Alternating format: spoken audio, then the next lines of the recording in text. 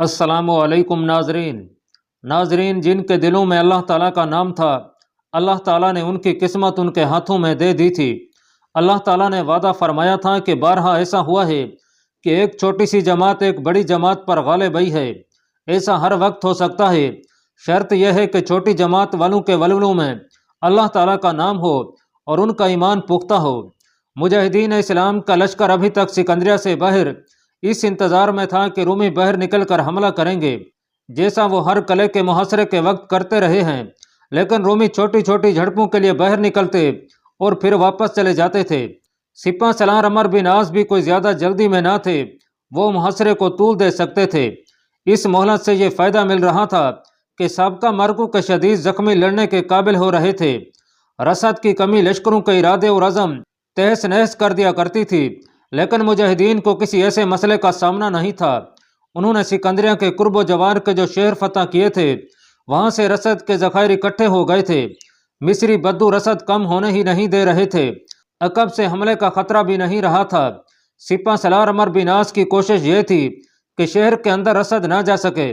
उन्होंने रसद के मुमकिन रास्ते बंद कर दिए थे, लेकिन समंदर का रास्ता बंद नहीं किया जा सकता था, और असल मुश्किल यह थी कि शहर का मुहासरा हो ही नहीं सका था।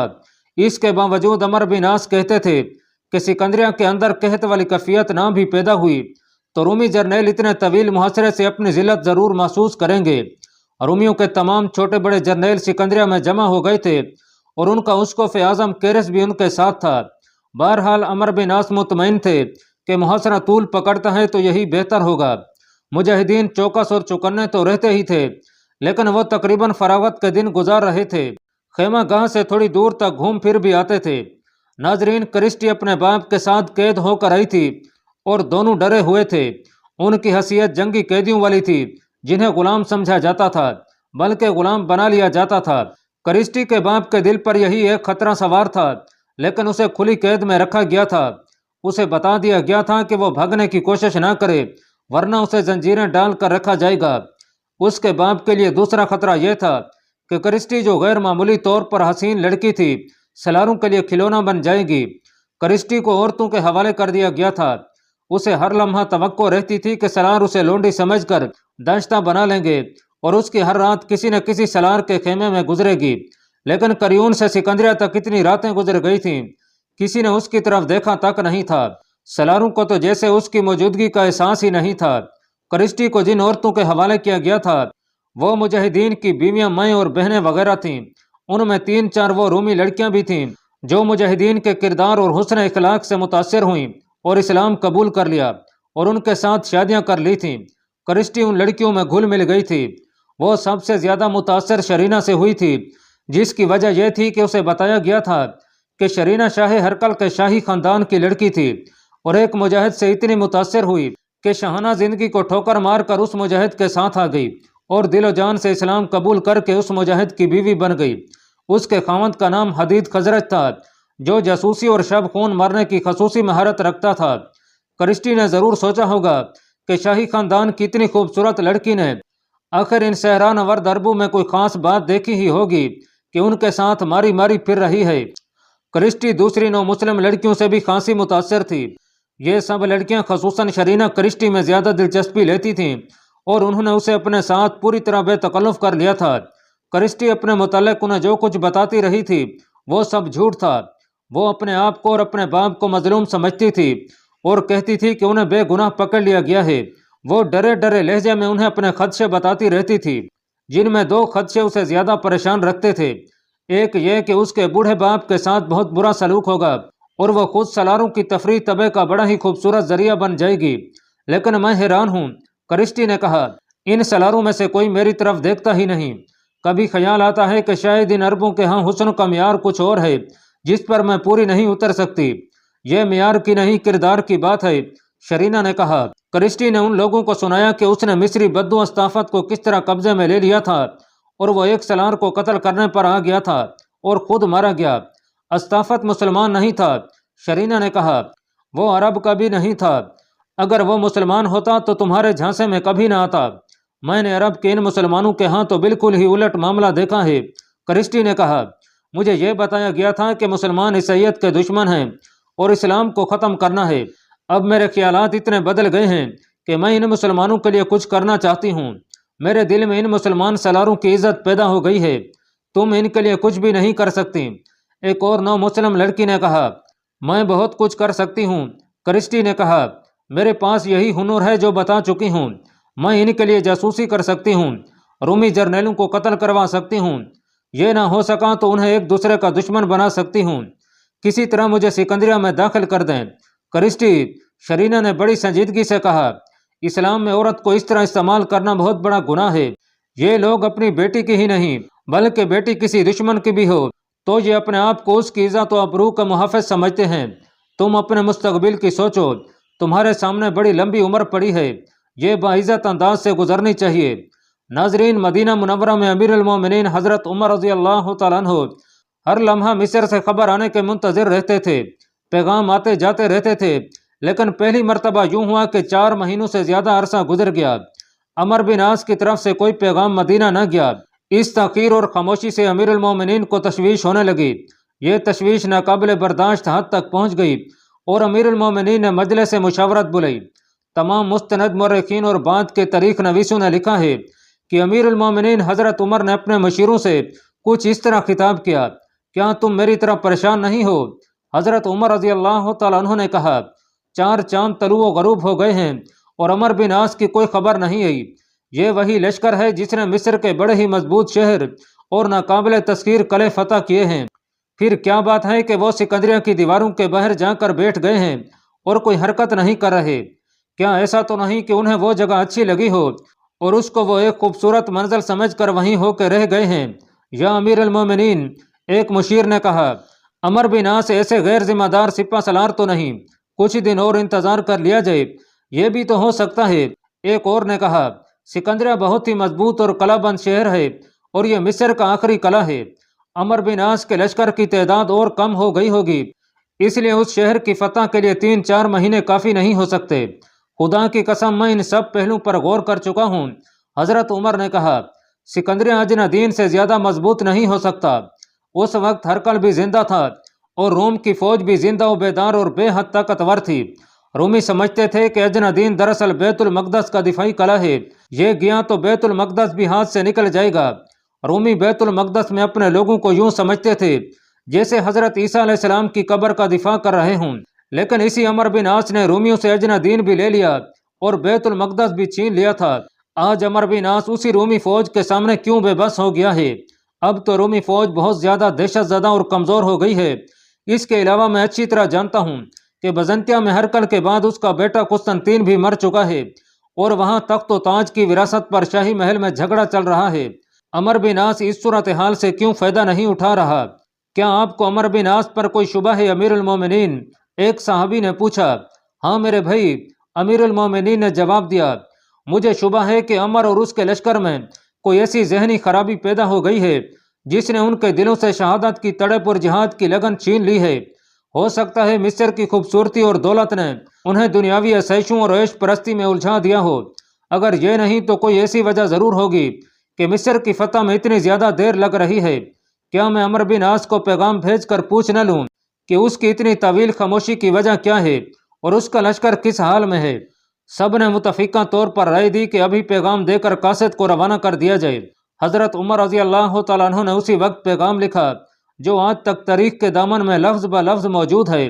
تاریخ نویس ابن عبد الحکم مکریزی اور بلازری کے حوالے سے یہ پیغام ان الفاظ میں بیان کرتے ہیں، میں حیران ہوں کہ تم 2 سالوں سے لڑ رہے ہو اور مصر کی فتح ابھی تک مکمل نہیں ہوئی۔ میں جانتا ہوں تم مصر کا آخری قلعہ فتح کرنے پہنچے ہوئے ہو، لیکن اتنے عرصے میں تمہاری طرف سے کوئی اطلاع اور کوئی خبر نہیں آئی۔ مجھے شک ہے کہ تمہارے دل میں وہ پہلا سا جذبہ نہیں رہا اور اپنے اس دشمن کے ملک پر تم پر یہ اثر ہوا ہے کہ تمہارے دل میں بھی دنیا کی محبت پیدا ہو گئی ہے۔ اگر ایسا ہے تو اللہ تعالیٰ تمہاری کوئی مدد نہیں کرے گا۔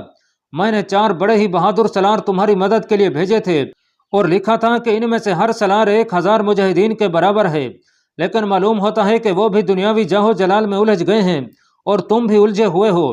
میرا یہ پیغام پورے لشکر کو سناؤ اور انہیں کہو کہ اپنے جذبے اور حوصلے کو مجروح نہ ہونے دیں۔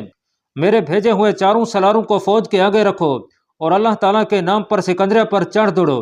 حضرت عمر نے اس پیغام میں جن 4 سالاروں کا ذکر کیا ہے ان کی شجاعت کے کارناموں کی تفصیل بیان ہو چکی ہے۔ یہ تھے زبیر بن عوام، عبادہ بن صامت، مقداد بن اسود اور مسلمہ بن مخلد رضی اللہ تعالیٰ عنہم۔ یہ سب صحابہ کرام تھے۔ حضرت عمر نے انہیں جب کمک دے کر مصر بھیجا تھا تو 7 پیغام میں انہوں نے لکھا تھا کہ ان چاروں میں سے ہر ایک سالار 1000 مجاہدین کے برابر ہے۔ ان الفاظ میں حضرت عمر نے ان چاروں کی شجاعت اور میدان جنگ میں قیادت کی مہارت کی تعریف کی تھی، لیکن تاریخ لکھنے والے ایک غلط فہمی میں مبتلا ہو گئے۔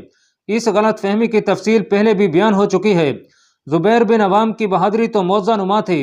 ہم آج کے دور میں امیر المومنین حضرت عمر کا پیغام بنام سپہ سالار عمرو بن عاص پڑھتے ہیں تو ہمارے تصور میں عمرو بن عاص کا یہ رد عمل آتا ہے کہ انہوں نے کہا ہوگا کہ مدینہ میں بیٹھ کر باتیں کرتے ہیں، یہاں آ کر دیکھیں کہ ہم لوگ کیسی مشکلات میں گرفتار ہیں اور ہم سے ناممکن کو ممکن بنانے کی توقع رکھی جا رہی ہے۔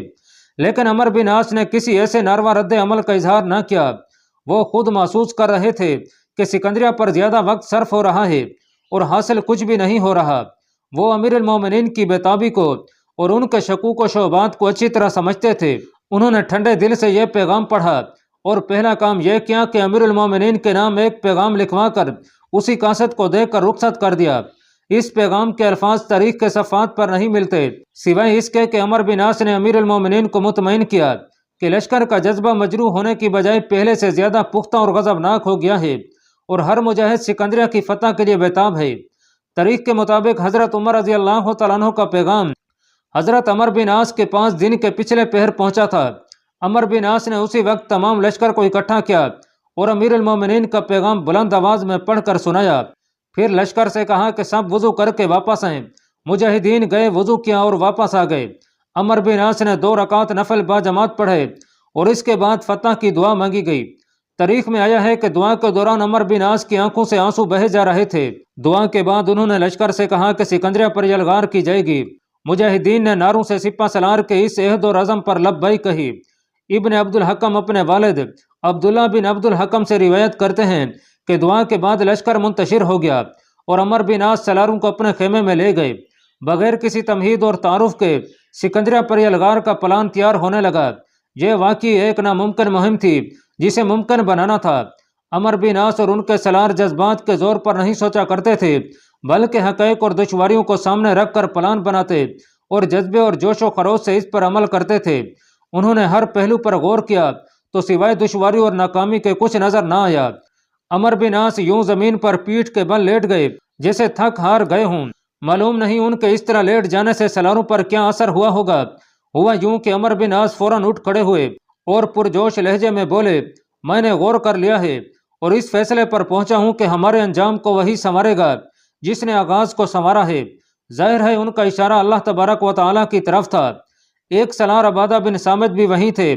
عمرو بن عاص نے انہیں کہا کہ سکندریہ پر یلغار کے وقت علم ان کے ہاتھ میں ہوگا۔ ایک روایت یہ بھی ہے کہ عمرو بن عاص نے مسلمہ بن مخلد کے حوالے کرنے کا فیصلہ کیا تھا، لیکن مسلمہ بن مخلد نے کہا کہ اتنے بڑے اعزاز کے حقدار عبادہ بن صامت ہیں۔ چنانچہ عمرو بن عاص نے علم عبادہ بن صامت کے حوالے کیا۔ ناظرین، یہ واضح رہے کہ میدان جنگ میں علم بردار کو اپنی جان پر کھیل کر علم بلند رکھنا پڑتا تھا۔ دشمن علم کو گرانے کے لیے حملے پر حملے کرتا تھا۔ علم کو بلند رکھنے کے لیے کئی مجاہدین شہید ہو جایا کرتے تھے۔ سکندریہ پر حملے کا پلان بن گیا جس کے لیے مجاہدین پہلے ہی تیار تھے، لیکن حملہ کچھ دنوں بعد کرنا تھا۔ 3 مورخوں نے لکھا ہے کہ امیر المومنین حضرت عمر نے اپنے پیغام میں لکھا تھا کہ حملہ جمعہ کے دن نماز جمعہ کے بعد کیا جائے، کیونکہ اس وقت اللہ تعالیٰ کی خاص رحمت نازل ہوتی ہے اور یہ وقت دعاؤں کی قبولیت کا ہوتا ہے۔ حضرت عمر نے یہ بھی لکھا تھا کہ حملے سے پہلے اللہ تعالیٰ کے حضور گڑ گڑا کر فتح کے لیے دعا کی جائے۔ حملے میں تاخیر کی غالباً یہی وجہ تھی۔ جمعہ المبارک کو ابھی 4-5 دن باقی تھے۔ ان 4-5 دنوں میں ایک اور واقعہ ہو گیا۔ مجاہدین حملے کے لیے تیار بھی تھے اور بیتاب بھی، لیکن ابھی ان کے لیے فراغت تھی۔ ایک روز 3 آدمی جو غالباً مصری تھے چھوٹے چھوٹے قلین اٹھائے خیمہ گاہ کے قریب آن کھڑے ہوئے۔ انہوں نے 2-3 قلین کھول کر زمین پر بچھا دیے۔ یہ مسلح کے سائز کے قلین تھے۔ قریبی خیموں سے چند مجاہدین باہر نکلے تو ان آدمیوں کے پاس جا کر قلین دیکھنے لگے۔ ایک مجاہد نے کہا کہ وہ یہاں کیوں آ گئے ہیں؟ یہاں ان قلینوں کا کوئی خریدار نہیں، ہم یہ قلین بیچنے نہیں آئے۔ ایک آدمی نے کہا، ہم 2-3 قلین آپ کے سپہ سالار کو تحفے کے طور پر پیش کرنا چاہتے ہیں، ان پر وہ نماز پڑھا کریں گے۔ پہلی بات یہ ہے دوستو مجاہد نے کہا ہمارے سپہ سالار تمہیں ملیں گے ہی نہیں، اور اگر مل گئے تو یہ تحفے قبول نہیں کریں گے، ہمارے ہاں تحفے لینے کا رواج ہی نہیں، ہمیں ان تک پہنچا تو دیں۔ ایک آدمی نے کہا ہم مسلمانوں کے کردار سے اور جو سلوک آپ لوگوں نے ہمارے ساتھ روا رکھا ہے اس سے اتنے متاثر ہوئے ہیں کہ ہم اظہار تشکر کے لیے اپنے بنائے ہوئے یہ قلین انہیں بطور تحفہ پیش کرنے آئے ہیں۔ مجاہدین نے انہیں سمجھانے کی بہت کوشش کی کہ سپہ سالار اتفاق سے کہیں مل جائیں تو ان سے ملاقات ہو سکتی ہے، لیکن وہ تحفہ قبول نہیں کریں گے۔ ایک مجاہد نے کہا کہ ہم زمین پر نماز پڑھا کرتے ہیں، ہمارے سالار بھی ہمارے ساتھ زمین پر کھڑے ہو کر نماز پڑھتے ہیں اور زمین پر ہی سجدے کیا کرتے ہیں، یہ تو ہم نے دیکھا ہے۔ قلین والے ایک آدمی نے کہا آپ لوگ جس زمین پر سجدہ کرتے ہیں وہ زمین اللہ تعالیٰ کی طرف سے آپ کے نام لکھ دی جاتی ہے اور وہ زمین آپ کے قدم چومتی ہے۔ مجاہدین وہاں سے ہٹنے لگے۔ ابھی 2-3 مجاہدین وہیں تھے۔ ایک طرف سے مجاہدین کی 3-4 خواتین آ رہی تھیں، ان میں شرینہ بھی تھی اور کرسٹی بھی۔ قلین اتنے خوبصورت تھے کہ لڑکیاں زمین پر بچھے ہوئے قلینوں کو ہاتھ لگا کر دیکھنے لگیں۔ خریدنے کا تو سوال ہی پیدا نہیں ہو سکتا تھا، نہ انہیں ایسے خوبصورت اور قیمتی قلینوں کی ضرورت تھی۔ قلینوں والے 3 آدمی بھی زمین پر بیٹھ گئے تھے۔ کرسٹی نے قلینوں سے نظریں ہٹا کر ان 3 آدمیوں کی طرف دیکھا۔ ان تینوں میں ایک ہی تھا جو مجاہدین کے ساتھ باتیں کرتا رہا تھا، وہی بولتا تھا اور باقی 2 چپ چاپ بیٹھے یا کھڑے رہے۔ اس جوان سال آدمی نے کرسٹی کو دیکھا تو اس کے ماتھے پر شکن آ گئے اور اس نے آنکھیں ذرا سی سکیڑیں جیسے کرسٹی کو غور سے دیکھ رہا ہو۔ یہی تاثر کرسٹی کے چہرے پر بھی آ گیا تھا، وہ بھی جیسے اس شخص کو پہچاننے کی کوشش کر رہی تھی۔ جلدی ہی دونوں کے چہروں کا یہ تاثر حیرت میں بدل گیا، جیسے انہوں نے ایک دوسرے کو پہچان لیا ہو۔ عورتیں ان تینوں سے قلینوں کے متعلق کچھ پوچھ رہی تھیں۔ کرسٹی بیٹھی بیٹھی پاؤں پر سر کی اور نہایت آہستہ آہستہ اس شخص کے قریب چلی گئی۔ ان دونوں کے درمیان سرگوشیوں میں کوئی مختصر سی بات ہوئی اور پھر کرسٹی اٹھ کھڑی ہوئی اور خواتین کے پاس آ گئی۔ ان تینوں آدمیوں نے قلین لپیٹنے شروع کر دیے اور مجاہدین کے یہ خواتین اور کرسٹی وہاں سے چل دیں۔ کرسٹی نے شرینہ کو اشارے سے الگ کیا اور اسے سرگوشیوں میں کچھ کہا۔ شرینہ یوں سر ہلاتی رہی جیسے کرسٹی کی بات سمجھ گئی ہو اور اسے یہ بات اچھی لگی ہو۔ یہ خواتین اپنے خیموں کی طرف چلی گئیں اور قلینوں والے قلین اٹھا کر مایوسی کے عالم میں وہاں سے رخصت ہو گئے۔ گھنٹے ڈیڑھ بعد کرسٹی قلینوں والے اس آدمی کے پاس کھڑی تھی جو سب سے زیادہ بولتا تھا اور اس کی باتوں سے اندازہ ہوتا تھا کہ عقل و دانش والا آدمی ہے۔ وہ دونوں ایسی جگہ کھڑے تھے جہاں انہیں کوئی نہیں دیکھ سکتا تھا۔ کرسٹی چھپ چھپا کر وہاں تک پہنچی تھی۔ یہ وہی علاقہ تھا جو بیان ہو چکا ہے۔ وہاں ہری بھری ٹیکریاں تھیں اور درختوں کے جھنڈ اتنے گھنے تھے کہ وہاں قریب سے بھی کوئی کسی کو نہیں دیکھ سکتا تھا۔ کرسٹی اکیلی وہاں تک نہیں پہنچ سکتی تھی، اس کی حیثیت ایک جنگی قیدی کسی تھی۔ یہ الگ بات ہے کہ اس پر قیدیوں جیسی پابندی نہیں تھی، پھر بھی عورتوں کو بتا دیا گیا تھا کہ اسے اپنی نگرانی میں رکھیں۔ کرسٹی کے لیے اس خطرناک علاقے تک جانا صرف اس لیے ممکن ہوا تھا کہ اس نے شرینہ کو ایک خاص بات بتا کر اعتماد میں لے لیا تھا اور شرینہ نے یہ بات اپنے خامند حدید کو بتا دی تھی۔ کرسٹی کو معلوم نہیں تھا کہ حدید چھپ چھپ کر اس کے پیچھے گیا تھا، اور جب وہ اس آدمی کے پاس پہنچی تو حدید کچھ دور اوٹ میں زمین پر پیٹ کے بل لیٹا انہیں دیکھ رہا تھا۔ کرسٹی پر بھروسہ نہیں کیا جا سکتا تھا۔ کرسٹی نے قلین دیکھتے دیکھتے جب اس آدمی کو دیکھا تھا تو اسے پہچان لیا تھا۔ وہاں سے ہٹ کر کرسٹی نے شرینہ کو الگ کر کے یہ بتایا تھا کہ وہ اس شخص کو جانتی ہے، کچھ عرصہ اس کے ساتھ رہی ہے۔ اس کے کہنے کے مطابق یہ شخص ان پیشہ ور قاتلوں میں سے تھا جو دشمن کی بڑی شخصیتوں کو قتل کرنے کی خصوصی مہارت رکھتے تھے۔ یہ سارا راز شرینہ کو دے کر کرسٹی نے کہا تھا کہ وہ اس شخص سے ملے گی اور معلوم کرنے کی کوشش کرے گی کہ وہ یہاں کیا عزم لے کر آیا ہے یا اسے کس کام کے لیے بھیجا گیا ہے۔ شرینہ نے حدید کو بتایا اور حدید نے یہ انتظام کیا تھا کہ کرسٹی اس آدمی سے ملے۔ کرسٹی نے قلین دیکھتے دیکھتے اس آدمی سے سرگوشی میں جو بات کی تھی وہ اسی ملاقات کا وقت اور جگہ کا تعین کیا تھا۔ اس کے مطابق وہ وہاں پہنچ گیا تھا۔ کرسٹی نے اس آدمی کا نام اختمون بتایا تھا۔ اس قسم کے نام فرعونوں کے خاندان کے افراد کے ہوا کرتے تھے۔ یہ شخص مصری تھا اور اس کا مذہب عیسائیت تھا۔ تم ان دشمنوں کے پاس کیسے پہنچ گئی ہو؟ اختمون نے کرسٹی سے پوچھا۔ پکڑی گئی تھی، کرسٹی نے جواب دیا۔ سیموسن بھی میرے ساتھ ہے، ہم ان کے قیدی ہیں لیکن ہمیں کچھ آزادی حاصل ہے اس لیے تم تک پہنچ گئی ہوں۔ سیموسن وہ آدمی تھا جسے کرسٹی اپنا باپ ظاہر کرتی تھی لیکن وہ اس کا باپ نہیں تھا۔ اختمون نے اس سے پوچھا کہ وہ پکڑے کس طرح گئے تھے۔ کرسٹی نے اسے پوری تفصیل سے بتایا کہ وہ کس طرح پکڑے گئے تھے، یہاں کیسی گزر رہی ہے۔ اختمون نے پوچھا، یہ بھی کوئی پوچھنے والی بات ہے؟ کرسٹی نے جھوٹ بولا۔ مجھ جیسی لڑکی کسی کے ہاتھ چڑھ جائے تو کیا بغیر پوچھے یہ نہیں سمجھا جا سکتا کہ اس کی کیسی گزر رہی ہے؟ میں ان کے سپہ سالار کے قتل کے لیے بےتاب اور بے قرار ہوں، لیکن موقع نہیں ملتا۔ میں نے ان سب پر اپنا اعتماد جمع رکھا ہے، پھر بھی کسی سالار کے خیمے میں مجھے بلایا جاتا ہے تو پہلے میری جمع تلاشی ہوتی ہے کہ میرے پاس کوئی ہتھیار تو نہیں۔ یہ کام صرف تم کر سکتے ہو، لیکن اصل مسئلہ کون حل کرے گا؟ اختمون نے پوچھا، مجھے سپہ سالار کے خیمے تک کون پہنچائے گا؟ یہ میں نے دیکھ لیا ہے کہ بہر اسے قتل کرنا ناممکن ہے۔ میں نے اسے دور سے دیکھا ہے، وہ جہاں بھی جاتا ہے محافظ گھڑ سواروں کے حصار میں ہوتا ہے۔ آخر یہ طریقہ آزمایا کہ کلینوں کا تحفہ پیش کیا جائے، شاید اس طرح اس کے خیمے میں داخلے کا موقع مل جائے۔ اگر تمہیں اس کے خیمے تک پہنچا دوں تو اسے کس طرح قتل کرو گے؟ کرسٹی نے پوچھا، اور اسے خبردار کیا کہ قتل تو کر لو گے لیکن وہیں پکڑے جاؤ گے اور مارے جاؤ گے۔ زیادہ امکان تو یہی ہے، اختمون نے کہا، لیکن میں بچ نکلنے کی صورت بھی پیدا کر سکتا ہوں۔ ہم 2 آدمی کلین لے کر اس کے خیمے میں جائیں گے اور کلین زمین پر بچھا دیں گے۔ وہ دیکھنے کو جھکے گا یا نہ بھی جھکے تو پیچھے سے خنجروں کے وار کر کے نکل جائیں گے، اور جب تک بحر والوں کو پتہ چلتا ہے کہ ان کا سپہ سالار خیمے میں قتل ہو گیا ہے، ہم اس خیمہ گاہ سے دور نکل چکے ہوں گے، اور آگے علاقہ ایسا ہے جہاں ہم یوں غائب ہو جائیں گے جیسے زمین نے ہمیں نگل لیا ہو۔ اگر پکڑے گئے تو ہم دونوں آدمی مرنے کے لیے تیار ہیں۔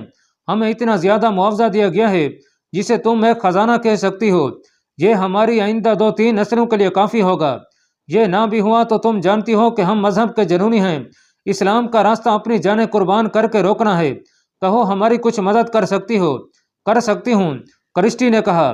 کل صبح جب سورج افق سے اوپر اٹھ رہا ہوگا تم یہیں آ جانا، میں تمہیں بتاؤں گی کہ راستہ صاف ہوا ہے یا نہیں۔ یہ سوچ لو کہ میں تمہارے ساتھ نہیں ہوں گی، ہمیں خیمے کے اندر تمہاری ضرورت بھی نہیں ہوگی۔ اختمون نے کہا، مجھے پوری امید ہے کہ اس راز کو اپنی ذات میں ہی دفن کر دو گی۔ جب سورج افق سے اوپر اٹھ رہا تھا، کرسٹی اور اختمون اسی جگہ کھڑے تھے جہاں ان کی گزشتہ روز ملاقات ہوئی تھی۔ کرسٹی نے اختمون کو بتایا کہ آج وہ زیادہ دیر رک نہیں سکے گی اور صرف یہ بتانے آئی ہے کہ آج جب مسلمانوں کا لشکر ظہر کی نماز پڑھ چکے گا تو اختمون اپنے دونوں ساتھیوں کے ساتھ اسی جگہ پہنچ جائے جہاں وہ کلین لے کر آئے تھے۔ کرسٹی نے کہا کہ ان کے پاس کلین ہونے چاہیے، وہاں انہیں ایک آدمی ملے گا جو انہیں اپنے سپہ سالار کے خیمے تک پہنچا دے گا۔ یہ انتظام تم نے کیسے کیا ہے؟ اختمون نے پوچھا۔ مجھ جیسی لڑکیاں کیا نہیں کر سکتی، کرسٹی نے کہا۔ اسی روز ظہر کی نماز حسب معمول پورے لشکر نے با جماعت عمر بن عاص کی امامت میں پڑھی اور نماز سے فارغ ہو کر عمر بن عاص اپنے خیمے میں چلے گئے۔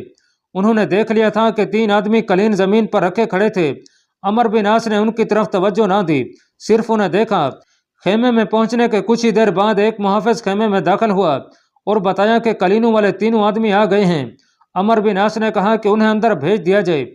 محافظ باہر نکلا اور 2 آدمی مسلوں کے سائز جتنے 2-4 کلین اٹھائے خیمے میں داخل ہوئے۔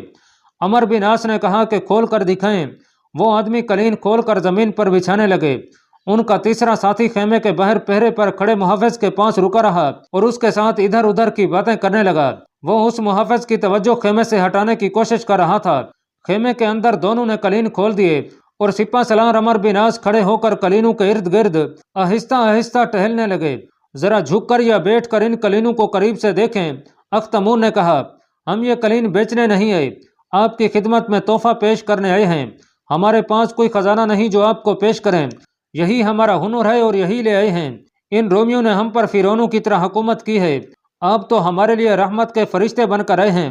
عمر بن عاص ایک کلین پر جھک گئے جیسے اسے بڑی غور سے دیکھ رہے ہوں۔ اختمون آہستہ آہستہ ان کے حق میں آ گیا، اس کا دایاں ہاتھ کپڑوں کے اندر چلا گیا، یہ ہاتھ باہر آیا تو اس میں خنجر تھا۔ عمر بن عاص کی اس کی طرف پیٹھ تھی، خنجر اوپر اٹھا اور پیشتر اس کے کہ یہ عمر بن عاص کی پیٹھ میں اترتا۔ عمر بن عاص حیران کن تیزی سے جھکے جھکے پیچھے کو مڑے، سیدھے ہوئے اور جھپٹ کر اختمون کے اوپر اٹھے ہوئے بازو کی کلائی پکڑ لی اور اس قدر زور سے مروڑی کہ اس کے ہاتھ سے خنجر نیچے گر پڑا، اور اختمون اتنا طاقتور جوان ہونے کے باوجود بھی اس طرح بل کھا گیا کہ اس کی پیٹھ عمر بن عاص کی طرف ہو گئی۔ اختمون نے اپنے ساتھی سے کہا کہ خنجر نکالو، دیکھتے کیا ہو۔ اس کا ساتھی اپنے کپڑوں کے اندر سے خنجر نکالنے لگا تو خیمے کے باہر کھڑا محافظ بڑی تیزی سے خیمے میں داخل ہوا۔ اس کے ہاتھ میں ننگی تلوار تھی، وہ اس قدر پھرتیلا تھا کہ خیمے کے دروازے میں نظر آیا اور دوسرے ہی لمحے اس کی تلوار کی نوک اختمون کے ساتھی کے سینے میں چبھ رہی تھی۔ محافظ نے اسے خنجر پھینک دینے کو کہا تو اس نے بڑے اطمینان سے خنجر پھینک دیا۔ सिपा सलार अमर बिन आस ने शायद कोई आवाज़ पहले ही मुकर्रर कर रखी थी जो उन्होंने मुंह से निकाली, तो मुहाफिज जो इसी आवाज़ के इंतजार में था कमान से निकले हुए तीर की तरह खेमे में आया और इस शख्स को अपने काबू में लेकर इसे निहत्था कर दिया। अख्तमून अमर बिन आस के काबू में था। उनका तीसरा साथी जो बाहर खड़ा था उसे अभी मालूम नहीं हो सका था कि खेमे के अंदर क्या हो रहा है। ये देखने के लिए वो नीचे की तरफ चला तो दो मुहाफिज मुजाहिदीन ने पीछे आकर उसे दबोच लिया। मुजाहिदीन के लश्कर के सिपा सलार को कत्ल करने की कोशिश बुरी तरह नाकाम हो गई थी। नाजरीन, क्रिस्टी ने इन तीनों को फांसने के लिए बड़ा ही खूबसूरत फंदा तैयार किया था और अल्लाह ताला ने उसे कामयाबी अता फरमाई थी। शरीना और उसके खावंद हदीद ने उसके साथ ऐसा ताउन किया था जिसके बगैर वो कामयाब नहीं हो सकती थी। अमर बिन आस ने तमाम सलारों को बुलवाया। अख्तमून और उसके साथियों को बाहर ले गए। नंगी तलवारों से मुसल्लह चार मुहाफिज उन तीनों के दाएं बाएं और पीछे खड़े थे। अय खुशकिस्मत सिपा सलार, अख्तमून ने अमर बिन आस से कहा, हम तुम्हें कत्ल करने आए थे और ये कलीन तो महज एक बहाना था। तेरी खुशकिस्मती और हमारी बदबख्ती कि हम कामयाब न हो सके। मैंने सुना है कि मुसलमानों का किरदार और इखलाक बहुत ही बुलंद और काबिल तारीफ है। मैं अपनी और अपने साथियों की जान बख्शी की दरख्वास्त नहीं करूँगा, सिर्फ यह दरख्वास्त करता हूँ कि हमें फ़ौरन कत्ल करवा दें, हमें अजियत दे देकर ना मरना। सलारों को पहले ही मालूम था कि आज क्या होने वाला है। वो सिपा सलार के इशारे के ही मुंतज़िर थे। इतला मिलते ही दौड़े आए। अमर बिन आस ने उन्हें बताया कि यह दरख्वास्त करते हैं कि इन्हें फ़ौरन कत्ल कर दिया जाए और ईज़ा रसानी से बचाया जाए। सलार यह सुनकर खामोश रहे। उन्हें यह मालूम था कि इन तीनों को सजाए मौत ही दी जाएगी। लेकिन अमर बिन आस ने फैसला सुनाया तो सब एक दूसरे के मुंह की तरफ देखने लगे। मैं तुम्हें माफ़ करता हूँ, अमर बिन आस ने कहा। तुम मुझे कत्ल करने आए नहीं बल्कि भेजे गए थे। मैं तुम्हें यहाँ भेजने वाले को कत्ल करूँगा। तुम आज़ाद हो। वापस जाओ और अपने जर्नैलों और बजंतिया में बैठे हुए अपने बादशाहों को बताना कि मर्द मैदान में आकर लड़ा करते हैं। यूं अपने दुश्मन को फरेबकारी से कत्ल करवाने की कोशिश अमूमन शिकस्त का बायस बना करती है। उन्हें कहना कि सिकंदरिया की दीवारों और कलों की पनाह से बह रहो और लड़कर हमें यहाँ से पसपा करो। तुम्हारे पास इतनी ज़्यादा फौज है जिसके मुकाबले में मेरा ये लश्कर कुछ भी नहीं। आओ और इस छोटे से लश्कर को कुचल डालो। यकीन नहीं आता सिपा सलार, अख्तमून ने कहा, तू हमारे साथ खेल रहा है, हमारा मजाक उड़ा रहा है। हम इसे जज्बाती अजियत समझते हैं। मुसलमानों के किरदार की तो हमने कोई और ही कहानियां सुनी थी। हम कत्ल होने के लिए तैयार हैं। तेरे कत्ल का अहद हमने ये कबूल करके किया था कि हम जिंदा वापस नहीं जा सकेंगे और मैं अहद कर चुका हूँ कि तुम जिंदा वापस जाओगे। अमर बिन आस ने कहा, तुमने हमारे किरदार की जो कहानियां सुनी हैं उनमें यह कहानी सबसे ज़्यादा दिलचस्प और अनोखी होगी जो तुम बाकी उम्र लोगों को सुनाते फिरोगे। अख्तमून और उसके साथी हैरत में डूबते चले जा रहे थे। उन्हें बड़ी मुश्किल से यकीन आया कि सिपा सलार ने उन्हें माफ़ कर दिया है। मुझे सिर्फ एक बात बता दे सिपा सलार, अख्तमून ने पूछा, तुझे किस तरह पता चल गया था कि मैं खंजर निकाल रहा हूँ? क्या ऐसा तो नहीं कि तुझे पहले ही इल्म था कि हम तुझे कत्ल करने आए हैं? क्या तुम इस पर हैरान नहीं हुए कि हम इतने थोड़े हैं और कितनी बड़ी फौज से मिस्र छीन लिया है? अमर बिन आस ने कहा, मेरा तुम्हारे कतलाना हमले से बच निकलना तो मामूली सी बात है। हमें अपने अल्लाह ताला पर भरोसा है और जिसे वो जिंदा रखना चाहता है उसका कोई सबब पैदा ही कर देता है। हम किसी को चोरी छुपे कत्ल नहीं किया करते। तो फिर यह भी सुन लिया खुशबख्त सिपा सलार, अख्तमून ने कहा, सिकंदरिया भी तेरा है। हमें उसको आजम कैरस ने तेरे कत्ल के लिए भेजा था।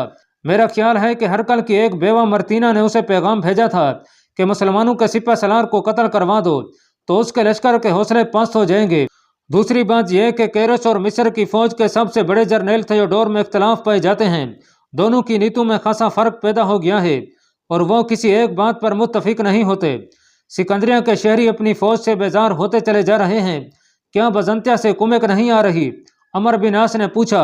नहीं, अख्तमून ने जवाब दिया, बजंतिया में कुछ और ही चपकलिश और साजिश चल रही है जो सिकंदरिया पर भी असरअंदाज हो रही है। सिकंदरिया में तो तेरे साथ सुलह के मुआहदे की बात होती है। अगर तूने इतने ही छोटे से लश्कर से बाबलियून और करियून के कले फतह किए हैं तो इसी लश्कर से सिकंदरिया भी फतह कर लेगा।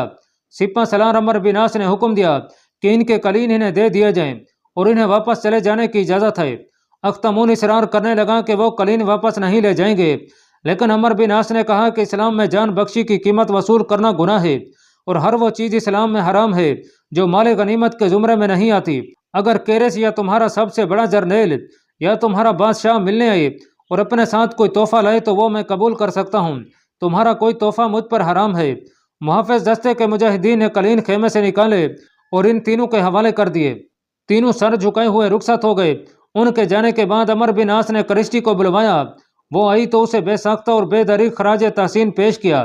फिर पूछा कि वो क्या इनाम चाहती है। अगर वो आज़ाद होना चाहती है तो उसकी ये ख्वाहिश भी पूरी की जा सकती है। नहीं काबिल एहतराम सिपा सलार, करिश्ती ने कहा, मैं अब आज़ाद नहीं होना चाहती। मुझे इस्लाम में दाखिल कर लिया जाए और अगर मुझे कोई मुसलमान कबूल कर ले तो मैं उसके साथ शादी करके खुशी महसूस करूंगी।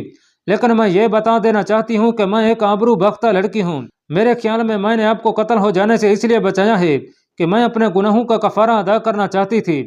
अल्लाह रब्बुल इज़्ज़त बख्शने वाला और रहम करने वाला है।